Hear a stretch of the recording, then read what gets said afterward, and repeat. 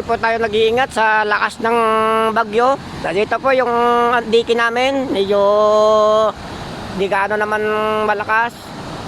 Hindi napiktara yung ano na, pero yung tubig namin napiktaran po. Naputol ang tubig namin, kaya medyo wala kaming inumin na tubig na malinis. Ayan guys, oh. Piktaran yung tubig, kaya naputol.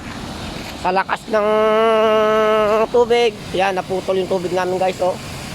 Ngayon yung tubig ko, oh. Yan guys, kaya naputol ang tubig, wala kami tubig ngayon. Kaya mag-iingat lang po tayo sa anumang pangyari. Yan, oh, ang lakas talaga guys. Hindi natin makakalain na pare-pares tayong nababaha. Yan, oh guys. Doon, ang lakas, oh. Yan. Yan, oh. Lakas guys. Yung sasayaw sana ako dito kaso malakas ang tubig. Ayan guys, oh. Lakas hanggang dito, hanggang doon, oh. Buti nga hindi tamaan guys. Kaya mag-iingat lang po tayo sa bawat ganitong sakuna.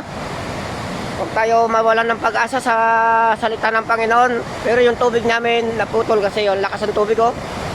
Ayan guys, oh, malakas yung tubig na kinukuha naman ng mga ginagamit sa araw-araw. Nawala. Putol naman yung linya namin sa nangyari na malakas na tubig. Guys, kaya kailangan sa ito lagi tayong handa sa mga sakuna. Sa mga nabaha, mag-ingat po lang kayo. Sabay-sabay naman tayong nababaha. Kaya manalangin tayo sa Panginoon mga kapatid. Yun ang daanan namin, nawala na naman, oh. Matibag na naman yung daanan namin guys. Yan. Ayan idol. Lakas, oh. Sa pangyayari. Ayan. Ayan idol, oh. Nawala yung daanan namin ng tubig. Wala, malakas guys. Ano, natibag talaga. Gawa sana ako ng sayaw dito guys. Medyo lakas ang tubig talaga. Ayan, oh. Mag-ingat po tayo sa anumang pangyari. Kailangan tayo guys. Ayan. Konting ingat lang po. Dahil dito po malakas din sa amin. Sa Japan River. Biray River po. Ito. Ano yung Japan. Ang lakas, oh. Medyo mag-ingat lang po tayo sa mga ganitong dumadating na bagyo.